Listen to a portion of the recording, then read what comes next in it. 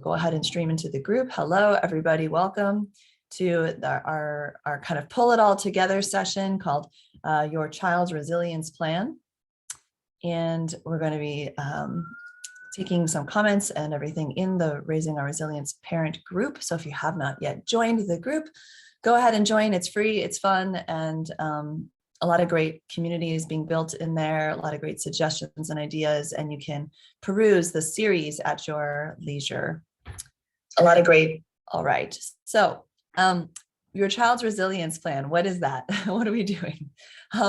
So your child's resilience plan it needs to be pulled together from several components. And one of the most important things that we have gone over in the series is really getting to know sort of like the breakdown of how an emotional experience comes about so that we can make sense of it and move through it with grace, with being able to validate and honor the experience, but also not necessarily indulge it. So that emotions can be useful ways of navigating our lives instead of ruling our lives. And that is a very important skill for young children, especially who are experiencing big emotions, such as meltdowns, tantrums, and power struggles that really, where they just can't really let it go, right? We've all seen that before. It would be helpful as we get started, just let me know where you're tuning in from. Like for me, I'm in El Cerrito. The ages of the kids in your care, I have a 23 and 26-year-old and stepchildren and a bonus 7-year-old, or sorry, now she's 8, a bonus 8-year-old in my household. And maybe like one thing that you would love your child to have more resilience around. Turning off screens is one that's alive and well in our house.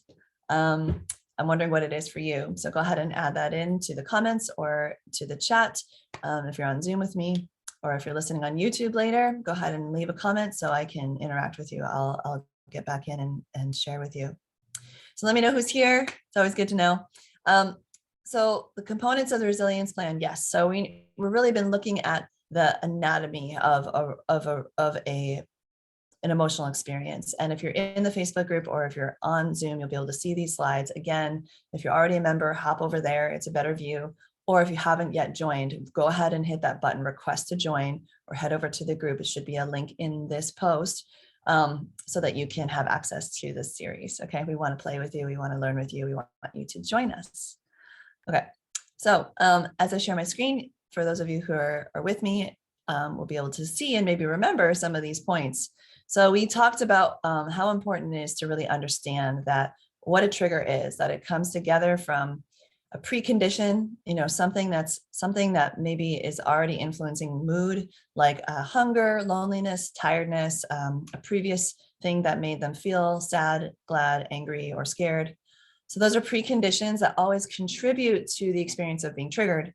And then there's the actual event, which is like all of the sensory information that is being taken in. But then that is interpreted through what's called a perception database. And that perception database is based on previous life experience. And since young children, especially, but all humans, only have the database to pull from their own limited life experience to kind of make sense of this triggering event. And when this happens, we really need to help children identify and understand what kinds of events trigger them. So that way they can maybe even anticipate that what might be coming up, or have a sense of like, oh, this is just my fear of spiders. I'm not actually in danger right now, so I don't need my full adrenal system to take over. I can actually work on calming down and moving away from the spider as my strategy, or asking someone to trap the spider and take it outside, for example, rather than scream and cry, and run. So hi, Kathleen. Nice to have you here. Glad you're with us. Let us know the ages of your kids and where you're tuning in from. That'd be so fun. And one thing you wish your child or children were more resilient around. So identifying what triggers them, and that reflection alone just brings up so much self-awareness. But we also need to help kids realize like what are their underlying needs and to start tuning into them. Like one of my clients' children, he's 7, has started to say, maybe I'm hungry and that's that's part of why I'm so upset. Just being able to identify that alone can be a game changer, right? So it's like he's open to now having a snack, not mad at you for suggesting that he needs a snack, has the snack, gets some more blood sugar going, and then has a little more capacity to cope with what the trigger was, right? So this is part of what we really look at. And then we need to help kids make sense of their experience. Like, what happened? How did this happen? Is there something that does need to be addressed here? And then help them update their perception database, right? Like maybe around like test stress, realizing that, well, if I put in the effort and then I look at what my corrections are and I learn from those corrections, then I can take the test again, or I can take the next test and do even better and get into that growth mindset rather than kind of shutting down like I'm not good at math, which kids can do, for example. Kind of updating their perception database. I have a client whose child is really deathly scared of dogs. And they've been doing this thing where they've been bringing him to the park for shorter periods of time where he'll see a dog, and then he's even getting close to a dog is the next stage, and then the next would be like having a positive experience touching a dog, and we're kind of updating his perception database so that that fear doesn't shut him down and limit his life experiences, like not being able to practice Little League, for example. So this is a really important piece of the resilience plan. And when we are there with them, we can empathize with them without enabling or indulging them, right? So you don't want to enable this emotion to keep running the show if it is kind of based on something that needs to be updated, right, in the perception database. So how we empathize, how we show up, but without necessarily giving in, especially if a child is angry at us, like we are the trigger because we're willing to set a limit, that's not a good reason to just empathize and then not address the fact that they still need to cope with this truth. Like this is happening, like, yeah, we need to leave the park. This is happening. And we're having so much fun, instead of like, no, I don't leave the park. Okay, 10 more minutes. And then next, no, I don't want to leave the park, 10 more minutes. And you're kind of reinforcing this idea that the way to get what you need and want is to throw a fit. And so we want to get away from that. We want to just make sure we bring in the empathy, but we're also really clear about what's non-negotiable, what we're going to hold firm in, and why. And that's a really big skill that I teach all of my clients, and that I encourage every parent to really consider. So one of the master skills of parenting. Another is to really understand the message behind the emotion. And that's part of naming it to tame it, where they're getting to name the emotion, understand what it is, but more importantly, like understand what it's, what kind of, what message is trying to come through. Because being upset about leaving the park, for example, there's something that makes sense about that. It's like you're having a good experience and you don't feel in control of how long you get to have it. And someone else is telling you that you have to move on to something that's not as fun or interesting, or you need to say goodbye to this new friend who you may never see again, right? So there might be a message behind it. And so really tuning into it, helping them understand like, oh, like, yeah, your anger is telling me that, there's something that you want, and where the situation's not letting you have it. And of course that's making you upset and angry. And I wish I could change time, but I can't. It is time to go. Like, so-and-so's waiting for us at home. Like, we got to go. But then they could say, yeah, it's really not I'm so frustrated that I didn't get to play one more game with that kid. And I was like, oh yeah, that can be tough, right?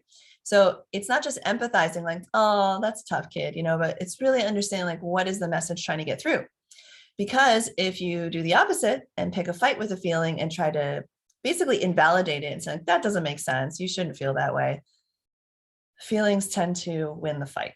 So I always say, don't pick a fight with a feeling. Try to see if you can find one thing that makes sense about it, go with it. And it's really helpful to understand the messages behind different emotions to aid in that, and for kids to start learning it at an early age. Another thing is for kids to not only understand their own emotions, but the emotions of others, right? So who notices that, we broadcast emotional information with our faces and our body language, right? Yeah, kids especially, because they don't really have that self-conscious, especially younger kids, that self-conscious thing. And then some kids who are shyer will be more aware of that earlier, and they kind of hide it. But it's a lot of kids just wear their heart on their sleeves, and it's part of what makes them so sort of endearing and cute and also easy to read. But they don't necessarily have those same skills of being able to read others. So we need to teach that to them and help them recognize their own emotions as well. And one way we can do that is to actually coach them through their big emotions. So we kind of did part one already by empathizing, helping reflect back what the message might be behind their emotion, what might be going on for them, and really confirming or validating that. Super helpful. We can also call to their attention some of their sort of emotional tells, like, wow, I really see that your fists are clenching, or, oh, wow, your cheeks are so red, or, geez, it just seems like your whole body just collapsed when I said that. So the physiological things, you can also bring to their attention thought patterns, things that they're thinking, like, wow, you just seem really stuck on this idea that you'll never get to see this friend again. And when I hear the word never, it just really makes me think, wow, your lid might be kind of flipped, which we're going to talk a lot more about in May with our webinar on raising or on meltdowns, tantrums, and power struggles, and ways to handle big emotions like that with calm and confidence. So keep an eye out for that. And later in May, we're gonna make sure we get some good information to you. Oh, and just want to say hi, Jessica. One of my big-hearted, smart clients is here. So Sabrina, oh, so good to have you both. Really glad you're here with us on the Facebook group. Again, such awesome folks. You just don't want to miss out on hanging with these amazing mamas and papas and other caregivers. So rich. Yeah, and I'm curious. So Jessica and Sabrina, you've seen some of these things before because you're at the client-only emotional mastery weekend. What's standing out to you this time around? You know, we can hear things once, but not really know them until we hear them again and put them into practice, right? So again, back to coaching them through their big emotions, helping them recognize that they're experiencing the emotion, helping them name it, empathizing so they know you're on their side, you're not trying to pick a fight with their feeling.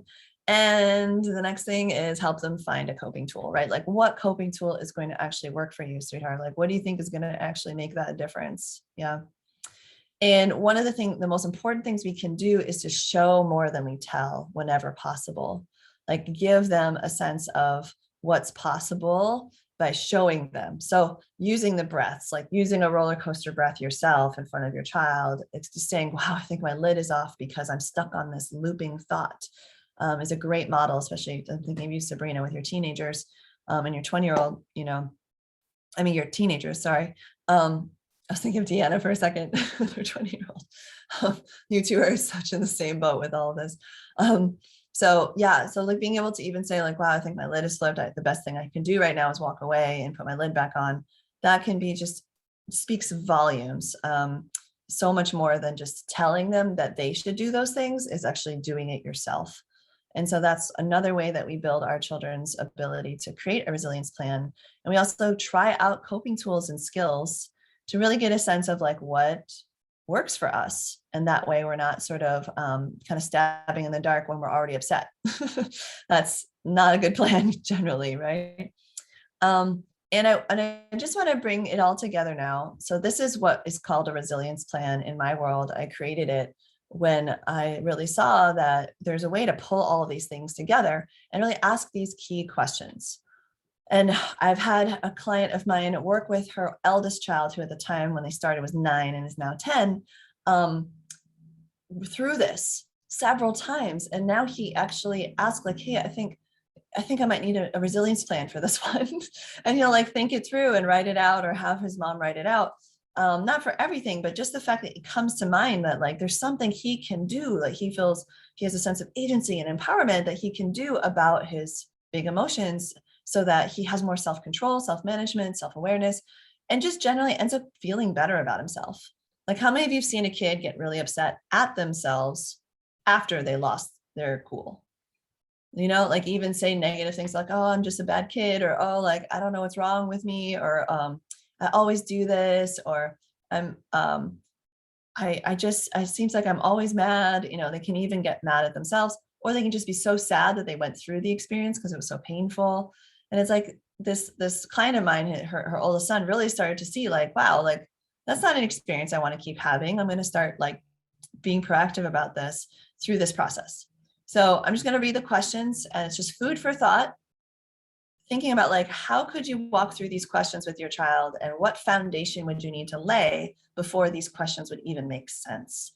And that's what the series has been all about. And that's what our work is all about in raising our resilience, is really laying that foundation in things like our year-long program and our workshops and series. So here we go. Were there any preconditions in play? hungry, angry, lonely, tired, other experiences, other perceptions of this event, like you've experienced this before. And so you're worried it's going to happen. What happened before is going to happen again. These are kinds of things that even young kids can wrap their heads around. Yeah, spiders are really scary. One time there was one in my bed, right? What could be triggering this?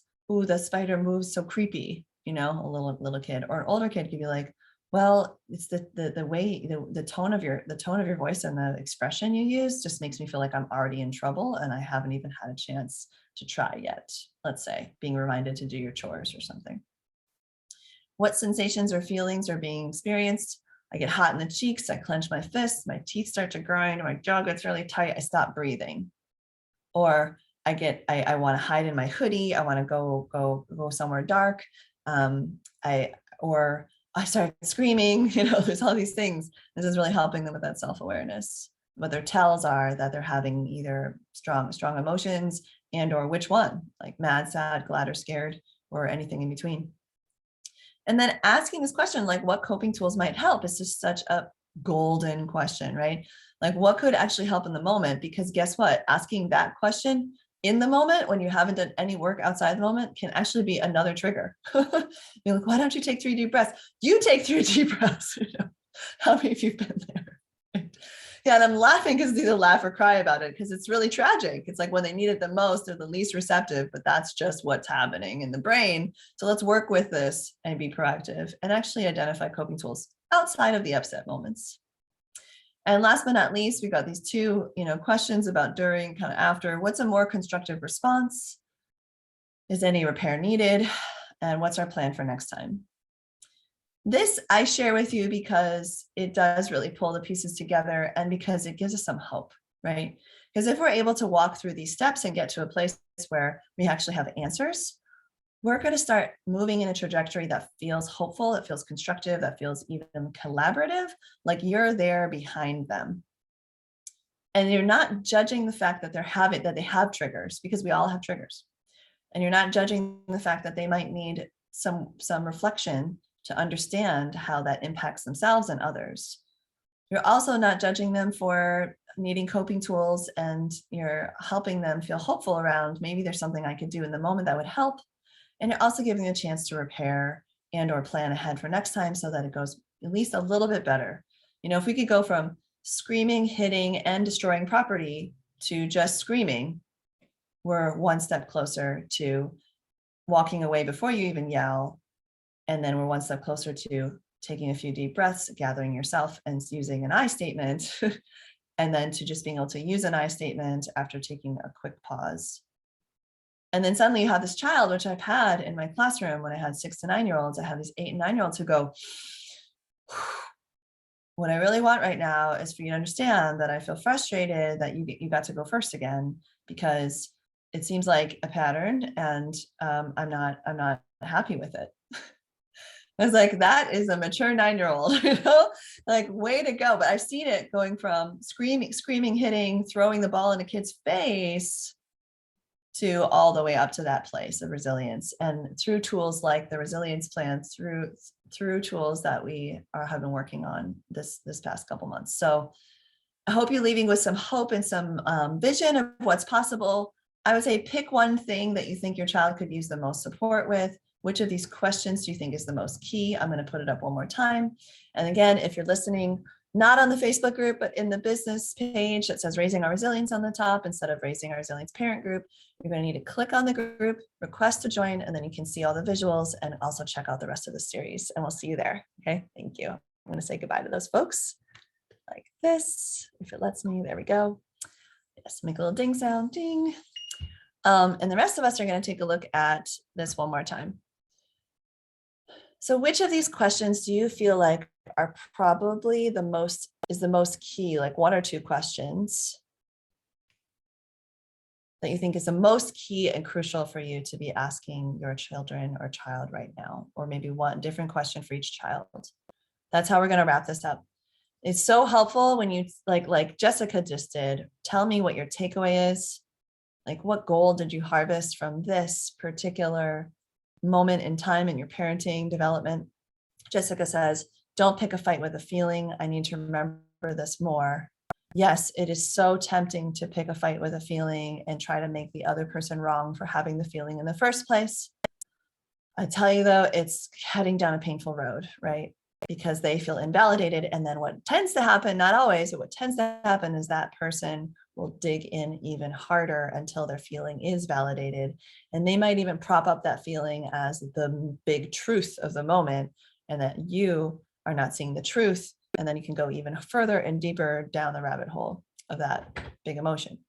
Now, if you are able to validate something that makes sense about it, you might actually be able to bring it down into a really meaningful discussion once lids are back on, and actually learn something together alongside each other. But as soon as you pick a fight, yeah, it's a losing battle.